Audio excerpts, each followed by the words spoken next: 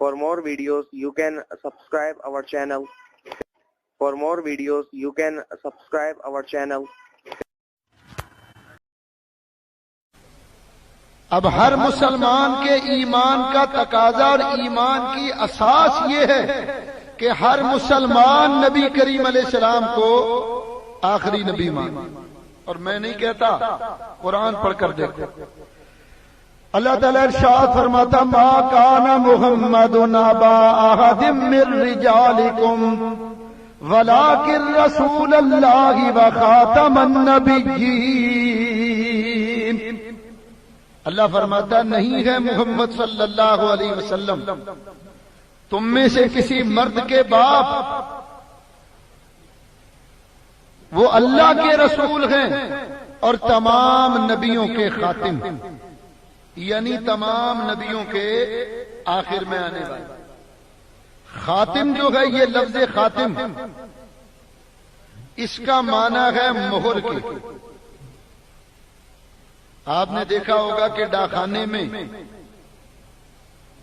Post مین وغیرہ جب کوئی خط آتا تو اس کے اوپر ایک مور لگا دیتے، یہ لاک کی مور کہلاتی. اس کا مطلب یہ ہوتا کہ جو کچھ اس خط کے اندر ہے وہ باہر نہیں نکل سکتا، اور جو کچھ باہر ہے وہ اندر داخل نہیں ہو سکتا. تو مہر لگاتے ہیں روک دینے کے لیے، بند کرنے کے لیے. اللہ قرآن میں اس آیت میں فرما رہا ہے ما کان محمد ابا احد من رجالکم ولکن رسول اللہ وخاتم النبیین. محمد تم میں سے کسی مرد کے باپ نہیں ہیں، ہاں وہ اللہ کے رسول ہیں اور تمام نبیوں کے خاتم ہیں. یعنی اللہ نے ان کے آنے پر نبوت کو مہر لگا دیا، نبوت کو روک دیا گیا، نبوت کو بند کر دیا گیا. اب ان کے بعد کوئی ذلی بروزی مذاقی تشریح نبی نہیں. یہ ہر مسلمان کا ایمان ہونا چاہیے کہ حضور علیہ الصلوۃ والسلام اللہ کے آخری نبی، اور حضور کے بعد کوئی نبی نہیں آئے. اور جو کسی اعتبار سے بھی ہمارے نبی کریم کی ختم نبوت میں نقب زنی کی کوشش کرے، حضور کی ختم نبوت میں نقب لگانے کی کوشش کرے، اور جو کسی اعتبار سے بھی نبیوں کے آنے کا قائل ہو، ہم کہتے ہیں وہ دار اسلام سے خارج ہے. من شکھا فی کفرہ فقط کفرا، وہ ایسے ہی کافر ہے کہ اس کے کفر میں جو شک کرے گا وہ بھی کافر ہے. یہ پکی بات ہے کہ ہمارے نبی کریم کے بعد کوئی نبی نہیں آ سکتا. حضور علیہ السلام اللہ کے آخری. اب یہ سوال آپ کے ذہن میں پیدا ہوگا کہ آخر انگریز چاہتا کیوں تھا کہ مسلمانوں میں کوئی اور نبی آئے؟ تو اس کی وجہ میں آپ کو بتاؤں. انگلینڈ، اسکاٹ لینڈ، آئرلینڈ اور ویلز، یہ 4 ملکوں کا مجموعہ کہلاتا ہے برطانیہ، یونائٹڈ کنگڈم. عیسائیوں کے 2 بڑے فرقے، پروٹیسٹنٹ اور کیتھولک، یہ 2 بڑے فرقے. اور آج بھی ان دونوں فرقوں میں باقاعدہ لڑائیاں ہوتی، کرفیو لگتا، ہزاروں آدمی مارے جاتے. تو عیسائی یہ جانتے تھے کہ کسی قوم کی قوت کو اگر پارا پارا کرنا ہو تو ان کو فرقوں میں تبدیل کر دو، ان کو گروہوں کا شکار کر دو. تو عیسائیوں نے یہ دیکھا کہ مسلمان کسی صورت بھی اپنے نبی کو چھوڑنے کے لیے تیار نہیں. تو کوئی ایسی صورت درمیان میں پیدا کی جائے کہ جس کے ذریعے سے ہم مسلمانوں کی ملی وحدت کو، قوت کو، طاقت کو کمزور کر سکیں. تو انہوں نے جھوٹے نبی تلاش کرنے شروع کی. اور مسلمان، میں نے آپ کو بتایا کہ بنیادی طور پر کتنے ہی گناہگار کیوں نہ ہو، وہ اپنے نبی سے محبت کرتا. مسلمان کا ایمان کامل ہی جب ہوتا کہ جو سب سے زیادہ جب تک وہ نبی سے محبت نہ کرتا. خود حضور علیہ الصلوۃ والسلام فرماتے ہیں، صحیح بخاری شریف کے اندر یہ نبی پاک کا فرمان موجود ہے. حضور فرماتے ہیں لا یؤمن احدکم حتی اکون احب الیہ من والدہ وولدہ والناس اجمعین.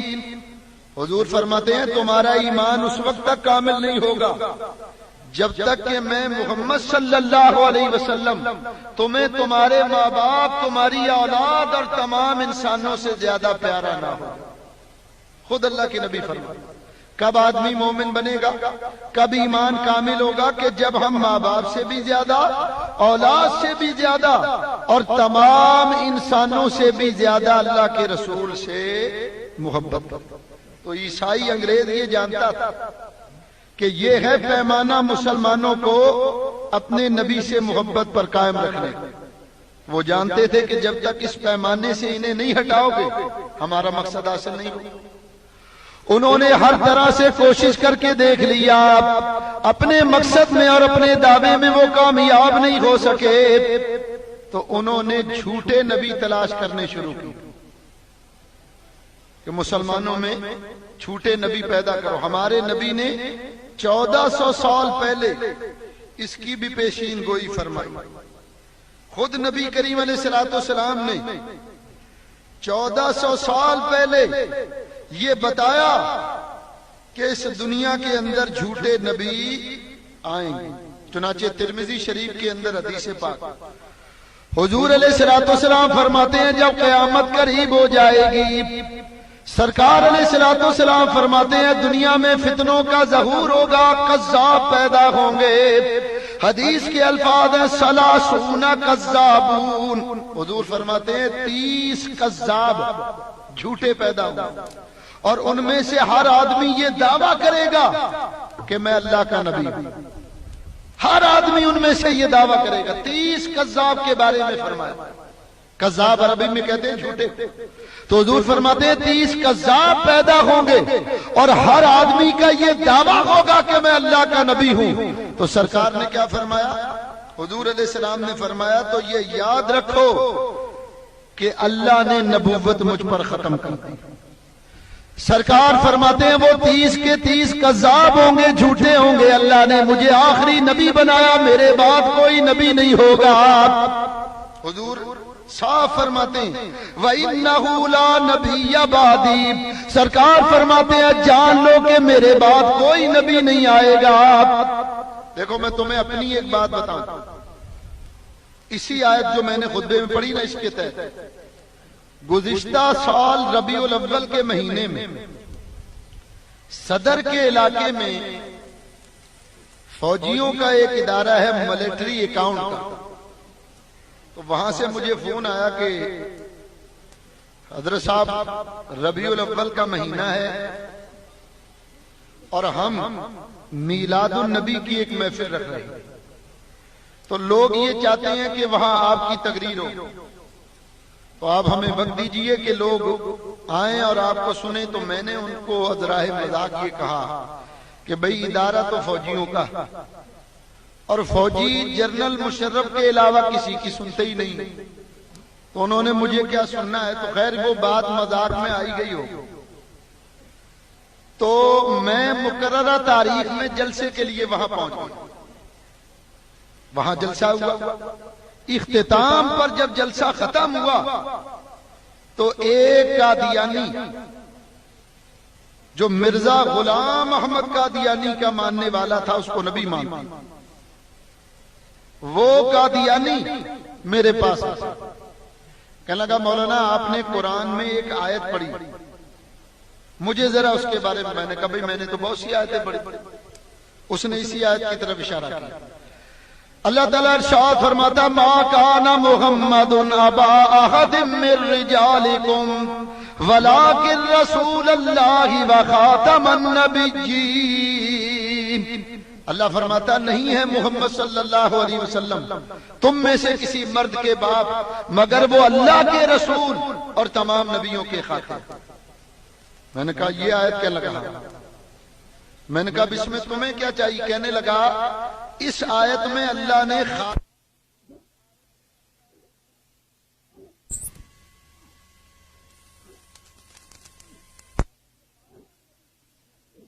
کہ یہ خاتم النبیین ہیں، ان کے بعد کوئی نبی نہیں آئے گا۔ ہم بھی مانتے ہیں کہ محمد اللہ کے آخری نبی ہیں، لیکن رسالت پر تو اللہ نے بیان نہیں لگایا۔ یہ کہاں اللہ نے فرمایا کہ آپ آخری رسول؟ تو اگر آج کوئی رسالت کا دعویٰ کر دے تو آپ اس کو جھوٹا کیوں کہتے ہیں؟ قرآن میں تو پابندی نہیں آئی. تو واللہ العظیم یہ سوال بھی پہلی بار مجھ سے ہوا تھا، تو پہلی مرتبہ جب یہ سوال ہوا تو میں بھی سوچ میں پڑ گیا کہ آخر کار میں نے اللہ کریم سے مدد چاہی، اپنے مرشد کریم سے مدد چاہی، حضور کی طرف توجہ فرمائی کہ یا رسول اللہ یہ آپ کی ختم نبوت کا مسئلہ. آپ یقین مانے فوراً اللہ کے رسول نے کرم فرمایا اور یہ جواب میرے ذہن میں آیا. میں نے کہا بھئی یہ تو بالکل ٹھیک ہے کہ اللہ تعالیٰ نے نبوت کے اوپر بین لگا دی، پابندی لگا دی کہ اب کوئی نبی نہیں آئے. اب وہ بڑا خوش ہونے لگا کہ مول صاحب میری بات کر. میں نے کہا یہ تو میں مانتا ہوں کہ نبی کریم کے بعد کوئی نبی نہیں آئے گا اور تم بھی تسلیم کرتے ہو. رہ گئی رسالت، تو میں نے کہا یہ بھی بالکل درست ہے کہ رسالت تامہ کو اللہ نے قیامت تک کے لیے میرے رسول کے لیے مخصوص کر دیا. اے حبیب ہم نے نبوت کے اوپر پابندی لگا دی، تمہارے بعد کوئی نبی نہیں آئے گا. اور جہاں تک رسالت کا تعلق ہے تو حبیب تم قیامت تک کے لیے رسول بنا دیے گئے ہو، اس لیے کہ قیامت تک لوگ مسلمان ہوتے رہیں گے، اور جو مسلمان ہوگا وہ یہی تو کلمہ پڑھے گا لا الہ الا اللہ محمد رسول اللہ. تو میں نے اس کی بات کو سمجھتے ہوئے میں نے کہا کہ یہ جو رسالت کا دروازہ اللہ نے کھولا تو تیرے جیسے مرزا کے نتو پھتو کے لیے اللہ نے دروازہ نہیں کھولا. اللہ نے تو قیامت تک کے لیے ہمارے نبی کی نبوت کے لیے رسالت کا دروازہ کھولا کہ محبوب تم آخری نبی ہو اور رسالت تمہاری قیامت تک رہے گی. تم قیامت تک کے لوگوں کی طرف رسول بنا کر بھیجے گئے ہو. قیامت تک جتنے کافر مسلمان ہوں گے وہ حبیب تمہاری ہی رسالت کا کلمہ پڑھ کر اسلام میں داخل. کہنے لگا اس پر دلیل کیا ہے؟ میں نے کہا قرآن پڑھ. اللہ تعالیٰ ارشاد فرماتا قل یا ایھا الناس انی رسول اللہ الیکم جمیعا. اے دنیا بھر کے لوگوں، خواہ بر اعظم امریکہ، شمالی اور جنوبی امریکہ کے رہنے والوں، یورپ کے رہنے والے، آسٹریلیا کے رہنے والوں، افریقہ کے رہنے والوں، بر اعظم ایشیا کے رہنے والوں، اے دنیا بھر کے کسی خطے میں آباد ہونے والے لوگوں، میں تمہاری طرف اللہ کا رسول بن کر آیا ہوں. اس آیت میں ہے انی رسول اللہ الیکم جمیعا. جمیعا جمع ہے، اور اللہ فرماتا مطلب یہ کہ حبیب قیامت تک پوری دنیا میں جہاں جہاں انسان آباد ہوں گے محبوب تو سب کی طرف رسول بن کر آیا. میرے دوستو، بزرگوں، عزیزوں، تو ہمارے نبی کریم اللہ کے آخری نبی بن کر. اب یہ پتہ کیا کہتے ہیں؟ مرزا غلام احمد قادیانی، جس کو یہ نبی مانتے، یہ کہتا کہ میں ذلی نبی ہوں. ذل کہتے ہیں سائے کو، کہتے ہیں میں محمد مصطفیٰ کا سایہ. تو ہم کہتے ہیں بے وقوفو، تم کیسے سائے ہو گئے؟ ہمارے نبی کا تو سایہ تھا ہی نہیں، حضور کا تو سایہ ہی نہیں تھا. یہ صحابہ کرام کا عقیدہ اور ایمان تھا، عکس حضور کا نہیں تھا. تفسیر مدارک وغیرہ پڑھ کر دیکھو، جب حضرت عائشہ پر تہمت لگی تو حضور نے صحابہ کرام سے پوچھا تمہاری رائے کیا ہے؟ تو ان میں حضرت سیدنا عثمان غنی رضی اللہ تعالیٰ عنہ کھڑے ہوئے اور عرض کی یا رسول اللہ ان اللہ ماؤ کا ذلہ علی الارض لئلا یدا انسان قدم ہے علی ذلہ کا. یا رسول اللہ، اللہ نے آپ کا سایہ نہیں رکھا کہ نہ آپ کا سایہ ہوگا اور نہ کوئی کافر آپ کی سایہ کی بے حرمتی کرے گا. تو اللہ نے سایہ ہی نہیں رکھا. جو اللہ آپ کے سایہ کی بے حرمتی برداشت نہیں کرتا وہ آپ کی بیوی کی بے حرمتی کیسے برداشت کرتا؟ تو ہمارا مسلمانوں کو تو عقیدہ کہ حضور کا سایہ نہیں. پھر مرزا نے دعویٰ کیا کہ میں تشریعی نبی ہوں. تشریعی نبی کا معنی کہ میں شریعت کو واضح کرنے آیا، شریعت کو بتانے کے لیے. تو ہم کہتے ہیں بے وقوفو، ہمارے نبی نے شریعت کا وہ کون سا گوشہ تھا جو واضح نہیں کیا تو تجھے بتانے کے لیے اللہ نے بھیجا. قرآن کی آیت نسخ کا درجہ رکھتی ہے. نس کا درجہ ہے. اللہ فرماتا ہے حبیب ہم نے تم پر دین کو مکمل کر دیا. چنانچہ قرآن پڑھو. اللہ تعالیٰ ارشاد فرماتا الیوم اکملت لکم دینکم واتممت علیکم نعمتی وردیت لکم الاسلام دینا. اللہ فرماتا میرے حبیب ہم نے آج کے دن پر تم پر تمہارے دین کو مکمل کر دیا. حبیب ہم نے اپنی نعمت کو تم پر کامل کر دیا اور محبوب دین اسلام کے لیے تم پر راضی ہو گئے. تو اللہ نے تو مکمل دین بھیجا. بولو بھائی نبی کی ضرورت جب ہی پڑتی نا کہ جب دین کا کوئی حکم مخفی ہوتا پوشیدہ ہوتا. ہمیں یہ پتا نہ ہوتا کہ بھئی نماز کیسے پڑھنی ہے حضور نے بتائی. ہمیں یہ پتا نہ ہوتا کہ حج کیسے کرنا. ہمیں یہ پتا نہ ہوتا کہ زکوٰۃ کب اور کتنی دینی اور کس کس کو دینی. ہمیں یہ معلوم نہیں ہوتا کہ حج جہاد عمرہ یہ تمام معاملات کس طرح ہوں گے. تو جب ہمیں ان عبادات کے بارے میں معلوم نہیں ہوگا تبھی رسول کی ضرورت پڑے گی کہ بھئی وہ آ کے بتائے. ہمارے نبی نے تو 1400 سال پہلے فرمایا اگر نماز کا مسئلہ ہے تو صلو کما رأیتمونی اصلی, نماز اس طرح پڑھو جس طرح مجھے پڑھتے ہوئے دیکھتے. حج کے بارے میں واضح طور پر فرمایا اللہ کا حکم ہوا حج کرو. یا اللہ کس طرح حج کریں؟ گویا اللہ نے فرمایا حکم میرا طریقہ میرے محبوب کا. یا اللہ تیرا حکم ہے زکوٰۃ دے. کتنی زکوٰۃ دے کب زکوٰۃ دے؟ تو اللہ نے فرمایا حکم میرا طریقہ میرے رسول کا. تو رسول نے تو پوری شریعت کو ڈیفائن کیا. وعدے کر کے اللہ کے رسول شریعت دے کر گئے تھے. تو یہ مرزا کا اس جھوٹے نبی کا یہ دعویٰ کرنا کہ میں تشریعی نبی ہوں, نبوت کو وعدے کرنے کے لیے آیا, شریعت کو وعدے کرنے کے لیے آیا, یہ بھی ایک جھوٹ. اس کا تو مطلب یہ ہوگا کہ ہمارے نبی کریم نے معاذ اللہ دین پہنچانے میں دیانتداری نہیں, شریعت کے حکام کو چھپا لیا. معاذ اللہ ہم کہتے ہیں اللہ کے نبی نے پوری شریعت ہمیں بتائی. شریعت کا کوئی گوشہ ایسا نہیں تھا جو اللہ کے نبی نے نہ بتایا. میرے دوستو بزرگوں عزیزو, آج پوری دنیا کے اندر آپ دیکھتے ہیں اسرائیل, اس کو کسی اسلامی ملک نے تسلیم نہیں کیا. آپ حیران ہوں گے کہ قادیانیوں کا دفتر اسرائیل کے دارالحکومت کیپٹل تل ابیب کے اندر قادیانیوں کا دفتر موجود. کسی مسلمان تنظیم کو اسرائیل میں کام کرنے کی اجازت نہیں, لیکن قادیانیوں کا دفتر موجود. اگر آپ کہیں میں اس کی پوری ویب سائٹ دینے کو تیار, پورا پتہ آپ کو دے سکتا ہوں کہ وہاں بیٹھ کر قادیانی اسلام کے خلاف اسرائیل کے ساتھ مل کر کیا کام کر رہے ہیں. اور سنیو تم بھی بڑے بھولے, جہاں وہ کام کر رہے ہیں تم بھی لوگوں کے ہاتھ بٹا رہے ہیں. تمہارے پاکستان میں ایک سیاسی جماعت ایسی ہے جو قادیانیوں کو سپورٹ کر رہی ہے. اس سال الیکشن کے اندر اس جماعت نے 4-5 قادیانی منتخب کر کے اسمبلی میں بھیجے. تمہیں یہ فکر نہیں کہ تم نے ووٹ دے کر کتنا بڑا گناہ عظیم کیا ہے. تم نے اس مرزا کے ماننے والوں کو گویا تم نے اپنے نبی کی نبوت آخری نبی ہونے کا انکار کر دیا اور ان کو ووٹ دے کر یہ ثابت کر دیا کہ ہمیں اپنے نبی سے کوئی سروکار نہیں ہے. بھئی جو وہ جماعت کہے گی ہم وہ کریں گے. قیامت کے دن تم نے اس کا حساب دینا. جو جو ووٹ ڈالنے گیا تھا وہ اس مسئلے میں حساب دے گا اللہ.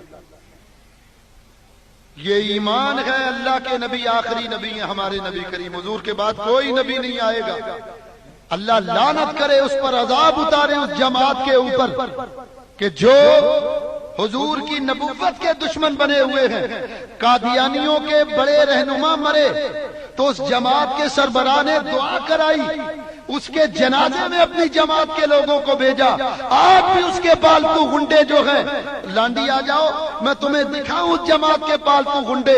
رات کو قادیانیوں کی مساجد بھی انہوں نے بنا لی, ہمارے علاقے میں انہوں نے مدرسہ بھی بنا لیا. رات کو اس جماعت کے پالتو زرخرید گنڈے نبی کے دشمن وہ ان کی حفاظت کر رہے ہیں. لوگوں تم کو حساب دینا, جو جو گیا تھا ووٹ ڈالا. تم نے ختم نبوت پر ان کی مدد کی, ان کا ہاتھ مضبوط کیا. کہ آج وہ تمہارے سر کے اوپر ہیں اور انہوں نے قادیانیوں کو سپورٹ کیا، آج بھی وہ سپورٹ کر رہے ہیں۔ میری معلومات کے مطابق کروڑوں روپیہ قادیانی اس جماعت کو دے۔ یاد رکھو ایمان یہ ہے کہ تم اللہ کے نبی کو آخری نبی مانو۔ ہمارا یہ عقیدہ اور ایمان ہے، ہمارے نبی پاک اللہ کے آخری نبی ہیں، حضور کے بعد کوئی نبی نہیں آیا۔ اور یہ بھی دیکھو، میں تمہیں لاجیکل پوائنٹ آف ویو سے سمجھاؤں، جو اول ہوتا ہے نا وہی آخر بھی ہوتا ہے۔ آپ کہیں گے یہ کیسے؟ یہ میں مثال سے سمجھاؤں، پہلے آیت سنو قرآن کی۔ اللہ تعالیٰ ارشاد فرماتا ہے وَالْأَوَّلُ وَالْآخِرُ وَالظَّاهِرُ وَالْبَاطِنُ وَهُوَ بِكُلِّ شَيْءٍ عَلِيمٌ۔ هو الاول، اللہ فرماتا ہے وہی اول، والآخر اور وہ آخر، والظاہر اور وہ ظاہر، والباطن اور وہ باطن، وَهُوَ بِكُلِّ شَيْءٍ عَلِيمٌ اور وہ ہر شے کا جاننے والا۔ یہ آیہ کریمہ حمد خدا بھی ہے اور نعت مصطفیٰ بھی۔ اس سے اللہ کی حمد بھی ثابت ہوتی ہے اور نبی کریم کی نعت بھی۔ دیکھو اللہ بھی اول، نبی کریم بھی اول۔ کیسے؟ اللہ اول ہے لیکن اللہ کو اول کسی نے نہیں بنایا، اور اللہ اول ہے کب سے ہے کوئی جانتا؟ اللہ اول ہے، اول بلا ابتداء وآخرهم بلا انتہاء۔ اللہ اول ہے بغیر کسی ابتدا کے، اور اللہ آخر ہے بغیر کسی انتہا کے۔ اور ہمارے نبی کریم اول ہیں تو حضور کی ابتدا بھی ہے اور آخر ہیں تو انتہا بھی۔ خود نبی کریم سے پوچھو آپ کی ابتدا کیسے؟ حضور علیہ الصلوۃ والسلام فرماتے ہیں انا اول النبیین فی الخلق وآخرهم فی البعث۔ حضور فرماتے ہیں میں نبوت کے اعتبار سے اول ہوں اور آخرت کے اعتبار سے، یعنی بعثت کے اعتبار سے میں آخری ہوں۔ نبوت کے اعتبار سے اول یہ کہ اللہ نے سب سے پہلے مجھے نبوت عطا فرمائی، اور بعثت کے اعتبار سے یہ کہ اللہ نے نبوت سب سے پہلے عطا کی اور بھیجا سب سے آخر۔ تو حضور اول بھی ہیں اور آخر بھی۔ اور میں نے آپ کو یہ بتایا کہ جو اول ہوتا ہے وہی آخر بھی ہوتا ہے۔ میں اس کو 2-3 عقلی دلیلوں سے ثابت کرتا ہوں کہ جو اول ہوگا وہی آخر بھی ہوگا۔ بولو آج کل سیب کا موسم، سیب، یہ چلو سیب نہیں، کسی کو آم پسند ہو تو آم دے۔ آم آپ چوس لیں اس میں گٹھلی نکلے گی، اس گٹھلی کو زمین کے اندر دباؤ، اس پر مٹی ڈال کر اس کو زمین میں آپ نے دبا دیا، اب اس کو کی دیکھ بھال کرنے لگے اور پانی وغیرہ دیتے رہے۔ کچھ دنوں کے بعد آپ دیکھیں گے کہ اس گٹھلی میں سے ایک ننھا سا پودا نکلا۔ آپ نے اس کی دیکھ بھال کرنی شروع کر دی، جانوروں سے اس کو بچایا، اور جناب والا دھوپ سے اور بارش سے اور گرمی سے اس کو بچاتے ہیں۔ ایک وقت آتا کہ وہ آہستہ آہستہ بڑا ہوتے ہوتے ایک وقت آتا کہ وہ تناور درخت بن گیا، اس میں شاخیں لگ گئیں، شاخوں میں پتے آ گئے، پھول آ گئے، اور پھول پھل بن گئے۔ پھل بننے کے بعد آپ نے اسی درخت میں سے ایک پکا ہوا پھل آم کا توڑا، اور جب توڑ کر چوسا تو بولو آخر میں وہی گٹھلی رہ گئی یا نہیں؟ جو اول تھی وہی آخر ہو گئی۔ تو یاد رکھو جو اول ہوتا ہے وہی آخر ہوتا ہے۔ ہمارے نبی پاک علیہ الصلوۃ والسلام اول بھی ہیں اور آخر بھی ہیں۔ یاد رکھو جب اللہ تعالیٰ نے شجر نبوت کی آبیاری فرمائی تو اللہ کریم نے شجر نبوت کا پہلا بیج بھی ہمارے نبی پاک کو بنایا اور آخری بیج بھی حضور کو بنایا۔ اس کو میں اور آسان کر کے سمجھاؤں، پڑھے لکھے حضرات میری بات کو سمجھ جائیں گے۔ جنہوں نے حساب پڑھا ہے وہ جانتے ہیں کہ حساب میں ایک سبق ہے، سبجیکٹ ہے جیومیٹری کا، ٹھیک ہے یا نہیں؟ جیومیٹری یہ مختلف اشکالات بنائی جاتی ہیں، اشکال بنائی جاتی ہیں، تو اس کے لیے کچھ آلے ہوتے ہیں، جیسے فٹا ہے، اسکیل، ڈی اور پرکار۔ تو پرکار آپ نے دیکھا ہے، پرکار کے 2 حصے ہوتے ہیں، ایک حصے میں نوک ہوتی اور دوسرے حصے میں پینسل لگتی۔ بولو ٹھیک ہے یا نہیں؟ اب آپ اگر کسی سادے صفحے کے اوپر گول دائرہ کھینچنا چاہیں تو آپ یہ کریں گے کہ پرکار کے دوسرے حصے میں آپ نے پینسل لگائی اور اس کو اس طرح صفحے کے اوپر پرکار کو اس طرح رکھا، نوک اس طرح گاڑی اور اس طرح اس کو آپ نے گھمانا شروع کر دی، تو آپ دیکھیں گے کہ ایک نقطے سے دائرہ بننا شروع ہوا۔ قال انی عبداللہ، عیسیٰ علیہ السلام نے فرمایا میں اللہ کا بندہ ہوں۔ آتانی الکتاب، اللہ نے مجھے کتاب عطا فرمائی، وجعلنی نبیا، اور اللہ نے مجھے نبی بنایا۔ 40 دن کے عیسیٰ ہے، یہ جانتے ہیں کہ میں آیا ہوں اللہ کی طرف سے، یہ جانتے ہیں کہ مجھے اللہ نے نبی بنایا، اور یہ بھی جانتے ہیں کہ اس نے مجھے کتاب عطا فرمائی۔ جعلنی اور آتانی اور جعلنی یہ ماضی کے صیغے ہیں، اور ماضی گزرے ہوئے زمانے کو کہتے ہیں۔ عیسیٰ یہ نہیں فرما رہے کہ میں اللہ کا نبی بنوں گا، آپ فرماتے اللہ نے مجھے نبی بنا دیا، مطلب یہ کہ میں دنیا میں بعد میں آیا ہوں، اللہ نے مجھے اپنی پہچان اور نبوت پہلے عطا فرمائی۔ تو اللہ کے نبی جو ہوتے ہیں وہ پیدائشی اللہ کی معرفت لے کر آتے ہیں۔ دوسری چیز نبی کے لیے یہ، ہمارے نبی کریم کا واقعہ آپ نے سنا ہوا کہ حضور کی جب ولادت ہوئی تو حضور کی پھوپھی حضرت صفیہ فرماتی ہیں میں نے دیکھا کہ حضور کے ہونٹ ہل رہے تھے، تو کان لگائے تو حضور فرما رہے تھے رب حبلی امتی، یا اللہ مجھے میری امت عطا فرما، اور فرماتی ہے میں نے دیکھا حضور نے اپنی انگلی اس طرح بلند کر کے پڑھا لا الہ الا اللہ انی رسول اللہ، اللہ کے سوا کوئی معبود نہیں اور میں محمد اللہ کا رسول ہوں۔ ابھی حضور کی ولادت کو 24 گھنٹہ بھی نہیں گزرا، اللہ کا نبی اپنی نبوت اور رسالت کا اعلان۔ اس سے پتہ چلا کہ حضور کو اللہ نے پہلے ہی اپنی پہچان عطا کی۔ دوسری چیز نبی کے لیے ضروری ہوتی ہے کہ جو نبی ہو وہ وحی لانے والے فرشتے کو پہچانتا۔ چنانچہ غزوہ تبوک ہوا، لڑائی کے بعد حضور صحابہ کرام میں مال غنیمت تقسیم کرنے لگے۔ حضرت علی المرتضیٰ کی باری آئی، نبی پاک علیہ السلام نے آپ کو 2 حصہ مال غنیمت عطا کیا، تو باقی صحابہ کرام کو ایک ایک ملا، تو انہوں نے عرض کیا یا رسول اللہ ہمیں تو آپ نے ایک حصہ دیا اور حضرت علی کو 2 حصے۔ حضور نے فرمایا جانتے ہو میں نے 2 حصے کیوں دی یا رسول اللہ؟ حضور نے فرمایا کہ جب جنگ ہو رہی تھی تو ایک آدمی ابلک گھوڑے پر سوار ہو کر زمین و آسمان کے درمیان وہ اللہ کو کر لڑ رہا تھا، تم نے اس کو دیکھا تھا؟ ہاں یا رسول اللہ ہم نے دیکھا، بڑا خوبصورت آدمی تھا۔ حضور نے فرمایا جانتے ہو وہ کون تھے یا رسول اللہ؟ آپ اللہ اور آپ جانتے ہیں؟ اللہ و رسولہ عالم۔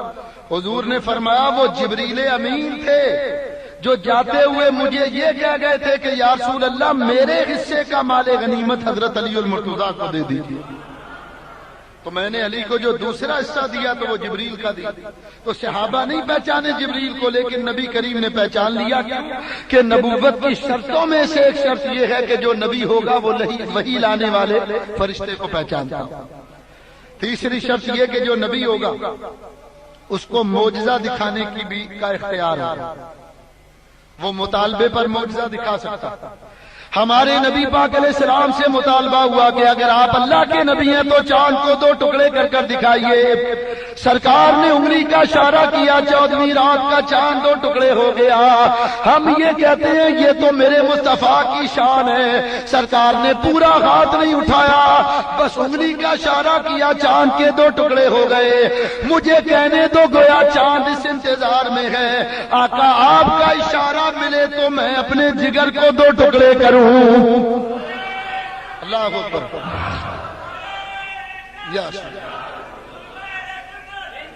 اور چوتھی شرط جو نبی کے لیے وہ یہ کہ جو نبی ہوگا اس کو غیب کی خبر بتانے کا بھی اختیار۔ حضور کی پھوپھی مشکات میں حدیث حضرت صفیہ، یہ حضور کی چچی ام فضل، یہ حضور کی بارگاہ میں یا رسول اللہ میں نے صبح خواب دیکھا آپ کے جسم کا ایک ٹکڑا کٹا اور میری جھولی میں گر گیا۔ اور میں بڑا خوف زدہ ہوئی اس خوف سے.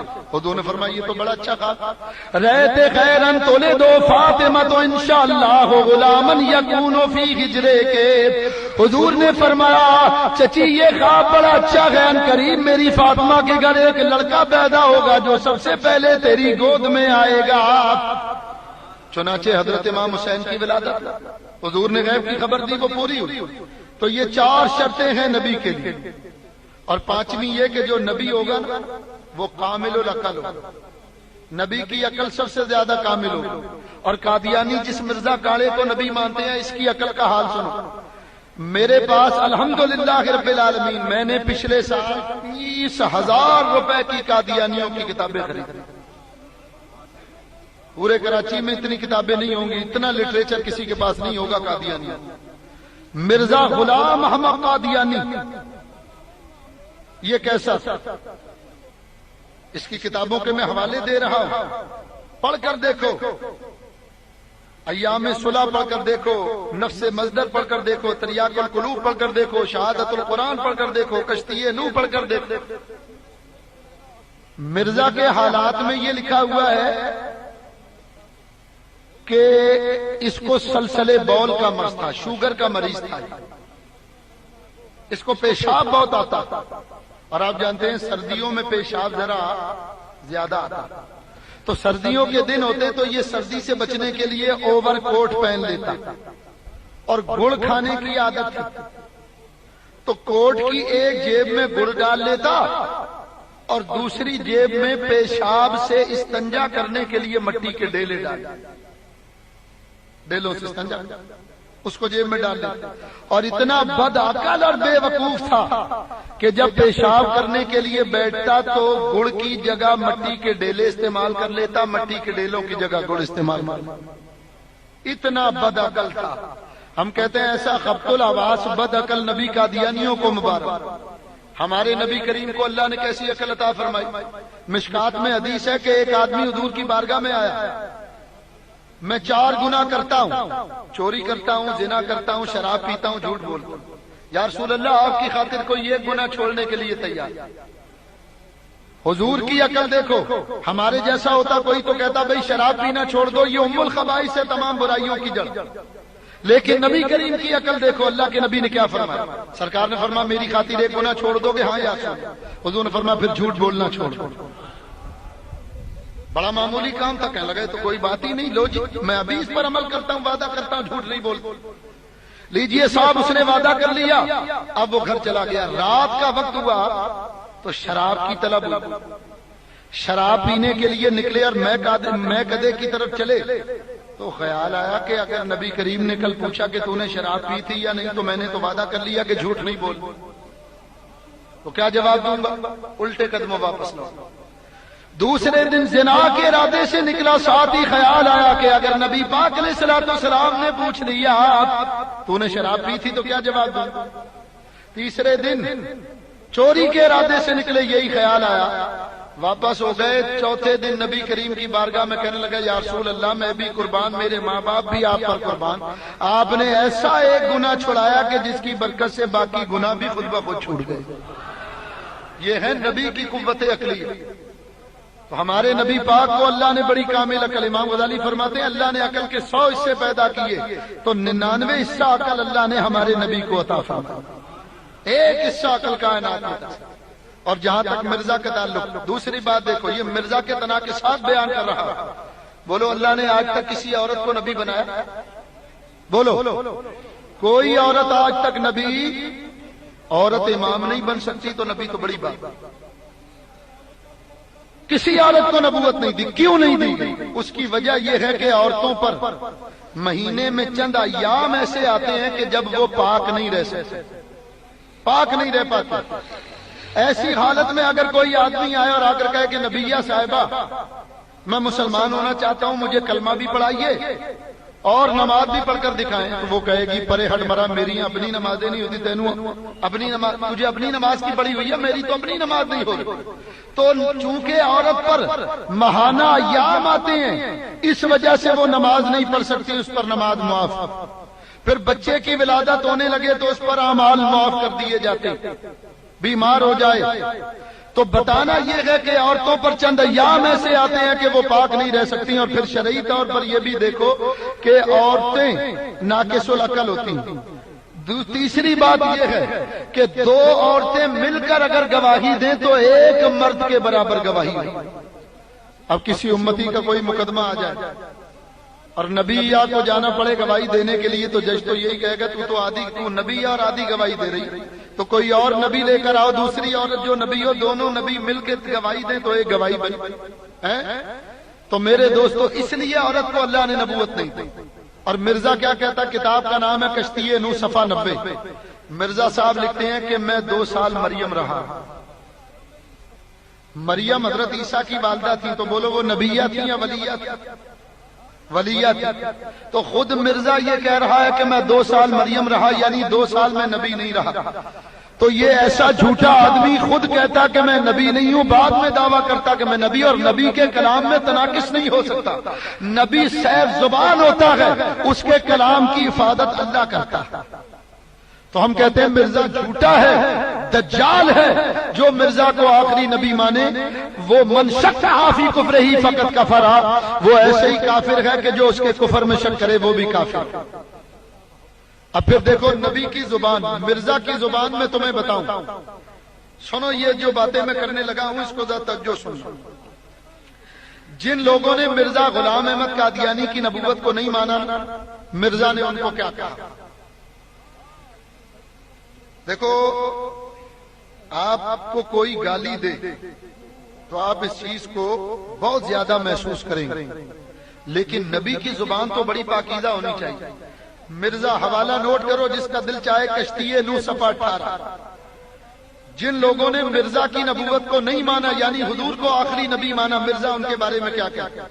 مرزا کہتا لعنت بازی صدیقوں کا کام نہیں، مومن لعن یعنی لعنت کرنے والا نہیں ہوتا، کسی کو گالی مت دو گو وہ گالی دیتا ہو۔ یہ مرزا ایک جگہ کہتے ہیں، ایک جگہ اس نے کہا کہ کسی کو گالی مت دو، اور دوسری جگہ کیا کہہ رہا ہے ذرا سن۔ وہ لکھتا ہے کہ اگر محمد حسین بٹالوی کے والد کو معلوم ہوتا کہ اس کے نطفے سے ایسا ابو جہل پیدا ہوگا تو وہ اپنے آلائے تناسل کو کاٹ دیتا اور اپنی بیوی کے پاس نہ جاتا۔ یہ نبی کی زبان دیکھو۔ پھر آگے لکھتا ہے کہ اس امت پر ایک آخری زمانہ آئے گا کہ علماء اس امت کے یہود کے مشابہ ہوں گے، یہاں تک کہ اگر کسی یہود نے اپنی ماں سے زنا کیا ہے تو وہ بھی کریں گے۔ یہ اس دور کے علماء جنہوں نے مرزا کی ناپاک نبوت کا ڈٹ کر مقابلہ کیا اس کتے کا، اس کے بارے میں یہ کہتا ہے۔ حوالے پورے موجود ہیں، جس کا دل چاہے میں حوالہ دینے کو تیار ہوں۔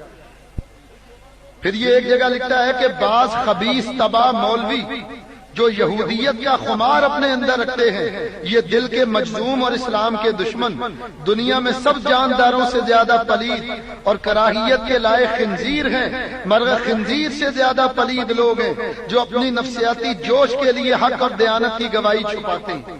اے مردار خور مولوی اور گندی روحو، اے اندھیرے کے کیڑوں۔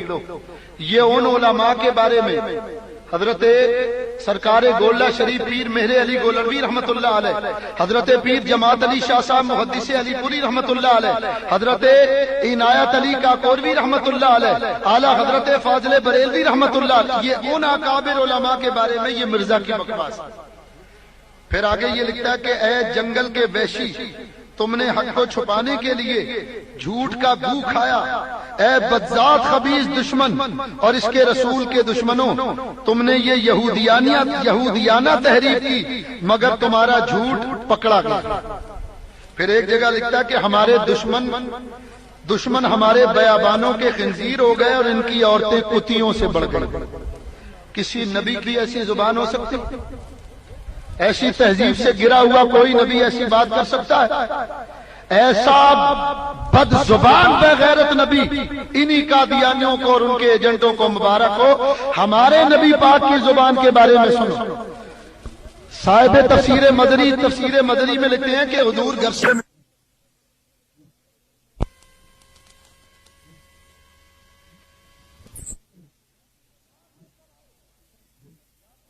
لے کر آئے، یا رسول اللہ مجھے اجازت دیں ابھی میں اس کتے کی گردن اڑاؤں۔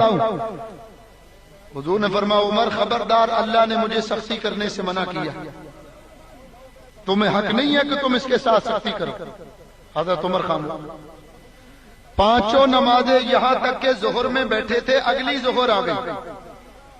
اس یہودی نے اگلی ظہر کی نماز جب حضور کو پڑھتے دیکھا، نماز کے بعد حضور کے قدموں میں گرا، کہنے لگا اے محمد آپ گواہ ہو جائیں میں پڑھتا ہوں لا الہ الا اللہ محمد رسول اللہ، میں گواہی دیتا ہوں کہ آپ اللہ کے رسول.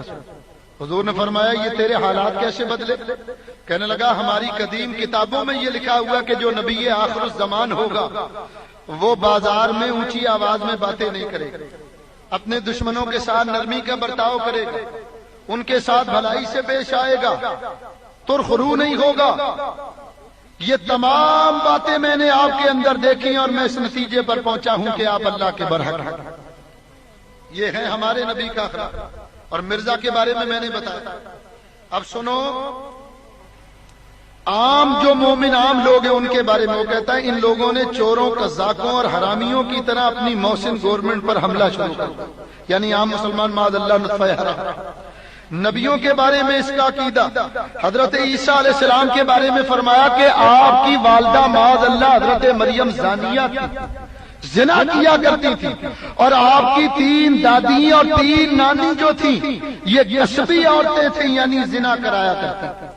یہ مرزا نے لکھا اگر نہ دکھاؤں تو جو چور کی سزا وہ میری سزا.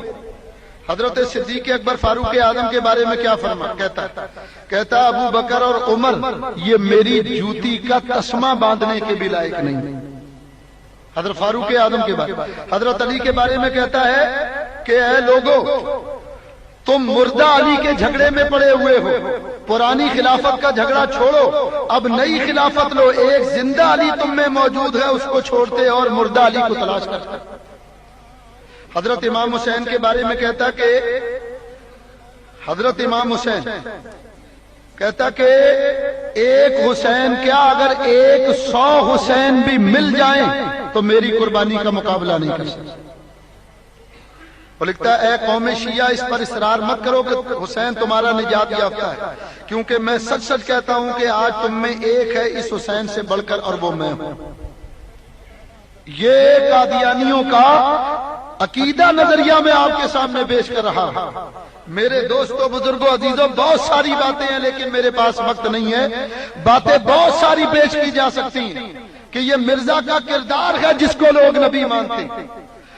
میرے دوستوں بزرگوں ذرا غور کرو، ہمارے نبی پاک علیہ الصلوۃ والسلام نے ارشاد فرمایا، آپ سرکار فرماتے ہیں کہ اللہ تبارک و تعالیٰ نے مجھے آخری نبی بنایا. حضور فرماتے ہیں میری اور گزشتہ نبیوں کی یہ مشکات میں حدیث مثال ایسے جیسے ایک آدمی نے محل بنایا، خوبصورت مکان بنایا، لوگوں کو دعوت دی کہ آؤ آ کر اس مکان کو دیکھتے. اب لوگ آ کر دیکھتے تو انہوں نے مکان دیکھا تو ایک دیوار میں انہیں اینٹ نکلی ہوئی نظر آئی.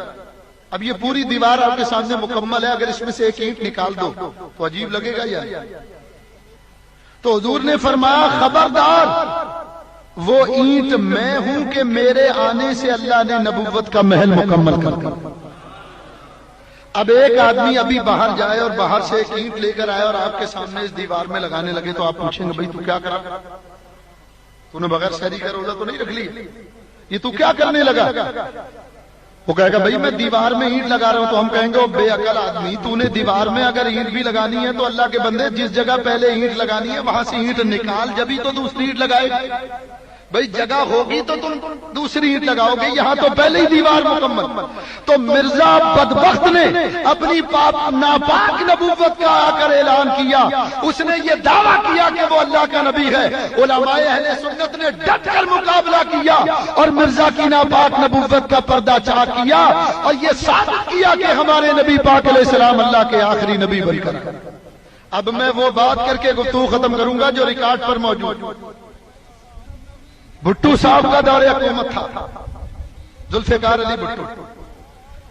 ان کے دور میں 73 کا جو آئین تھا، 73 کا کانسٹیٹیوشن، اس کے اندر ابھی تک غیر مسلم کی کوئی تعریف نہیں لکھی تھی کہ کافر کہتے کس کو.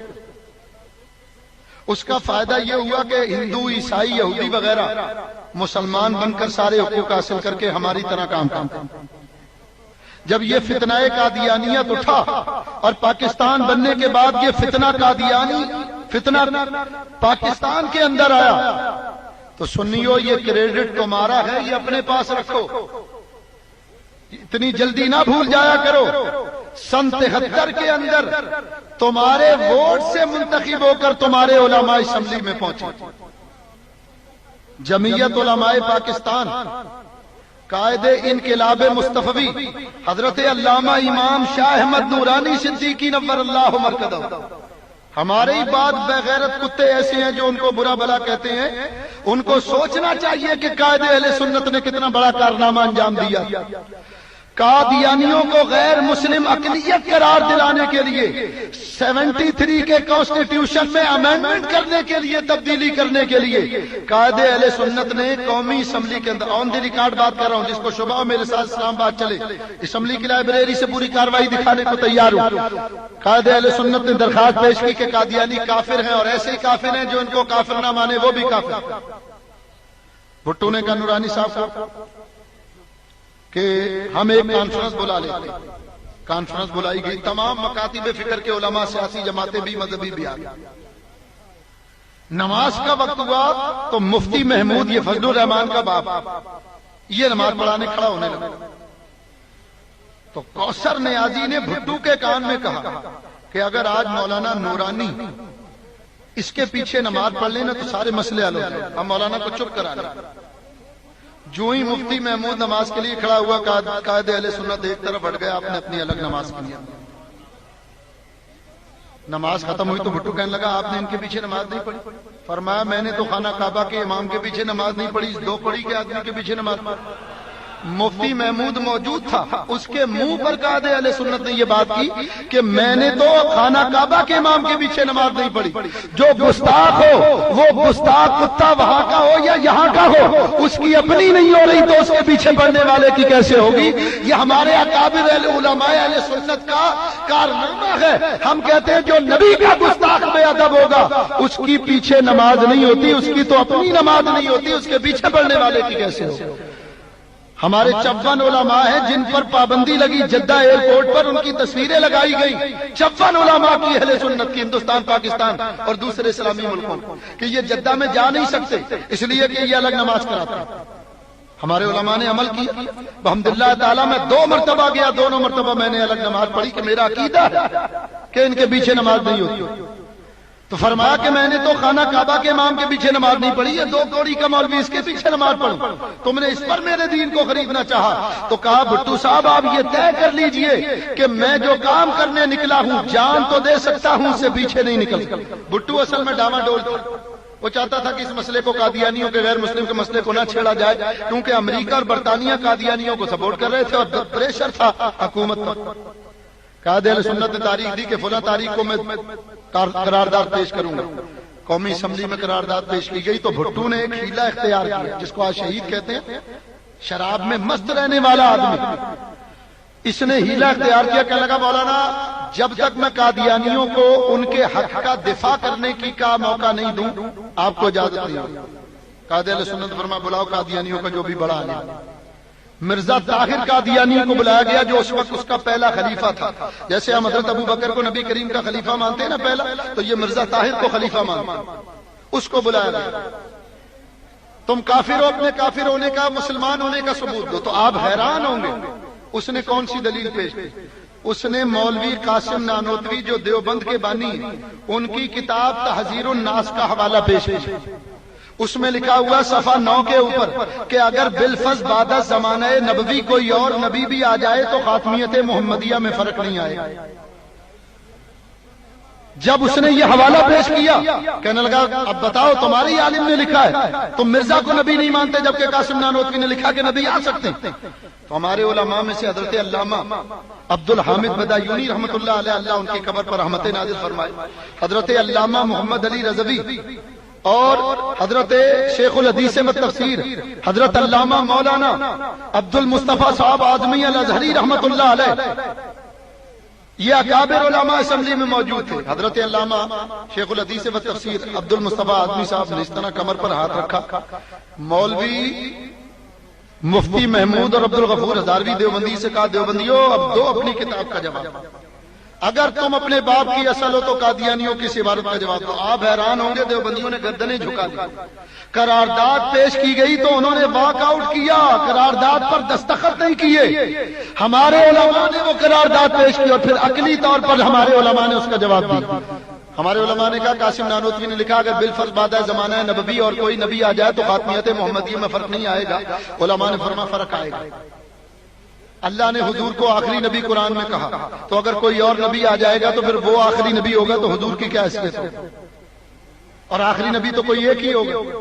ہمارے نبی کو اللہ آخری کہہ چکا، تو اگر کوئی دوسرا نبی اللہ بھیجے گا تو پھر اللہ کا کلام جھوٹا ہوگا، اور جس کا کلام جھوٹا ہو جائے وہ خدا نہیں ہو سکتا، اور جو خدا ہوگا اس کا کلام جھوٹا نہیں۔ اور دوسری بات یہ کہ یہ ایسی بات ہے کہ کوئی آدمی کہہ دے کہ میں اپنی بیوی کو دو تین طلاقیں دیتا ہوں لیکن پھر بھی اس کی زوجیت میں کوئی فرق نہیں آیا۔ بولو 3 طلاقوں کے بعد وہ بیوی رہے گی؟ ایک آدمی کہہ دے کہ میری دونوں آنکھوں کی بینائی چلی جائے لیکن اس کے باوجود بھی ایک آنکھ کی بینائی میں کوئی فرق نہیں آیا، فرق آئے گا یا نہیں آئے گا؟ اسی طرح ہم کہتے ہیں کہ ہمارے اول تو نبی کریم کے بعد کوئی نبی نہیں آئے گا، کوئی ذلی برودی مذاقی تشریح نبی نہیں آتا۔ جو کسی بھی اعتبار سے نبوت کا دروازہ ہمارے نبی باپ کے بعد کھولے وہ کافر ہے، پرلے درجے کا بدبخت بے ایمان ہے۔ کوئی نبی نہیں آ سکتا حضور اللہ کے آخری نبی۔ ہمارے علماء نے دلائل سے ثابت کر کے قومی اسمبلی میں قرارداد پیش کی۔ اللہ ان 35 آدمیوں کی نجات فرمائے جنہوں نے اس پر دستخط کیے، اور 73 کے آئین میں یہ قانون بنا دیا گیا کہ قادیانی کافر ہیں، غیر مسلم ہیں، اور یہ ذمی اور ذمی کے طور پر یہاں پر رہیں گے، ان کے تمام حقوق سلب کر دیے جائیں گے۔ جب پاکستان میں یہ قانون پاس ہوا تو پوری دنیا کے اسلامی ممالک نے قادیانیوں پر بین ڈالا۔ آج پھر ایک بار پرویز مشرف نے قادیانیوں کو اوپر لانے کی کوشش کی، اور تمہارے ہاں کی ایک جماعت اس کو سپورٹ کرنے لگی، کروڑوں روپے قادیانی دے رہے ہیں۔ یہ اختیار سب کے لیے یہ نعرہ کیوں لگا تھا؟ اسی لیے لگا تھا کہ قادیانیوں کو بھی اختیار ملنا چاہیے۔ ہم کہتے ہیں جب تک ایک مسلمان بھی زندہ ہے وہ اپنے نبی کی ختم نبوت پر حرف نہیں آنے دے گا۔ ختم نبوت زندہ باد ہے، ہم اپنی جان اور مال تو دے سکتے ہیں، قربان کر سکتے ہیں اولاد کو، لیکن اپنے نبی کی ختم نبوت پر حرف نہیں آنے دیں گے جب تک نبی کریم کا ایک امتی بھی موجود ہے۔ ہمارا یہ نعرہ ہے کہ تخت و تاج و ختم نبوت زندہ باد۔ ہمارے اکابرین جیلوں کے اندر گئے، قائد اہل سنت کو اڈیالہ جیل کے اندر ڈالا گیا، کس جگہ پر کہ چھت ہٹا دی گئی جیل کی، تپتی ہوئی دھوپ اور رمضان کا مہینہ، قائد اہل سنت نے دھوپ کے اندر روزہ رکھا، سارا دن دھوپ کے اندر رہتے، لیٹرین کرنے کے لیے اجازت نہیں دی جاتی تھی، کہتے تھے اسی جیل خانے کے اندر یہ سارے معاملات کرو، لیکن اس وقت بھی اللہ تعالیٰ نے اس کے پائے استقلال میں اس شخصیت کی جنبش نہیں آنے دی۔ اس وقت بھی قائد اہل سنت کئی مہینے جیل کے اندر رہے۔ اسی ختم نبوت کی تحریک میں خطیب پاکستان حضرت علامہ مولانا محمد شفیع صاحب اوکاروی رحمۃ اللہ علیہ کے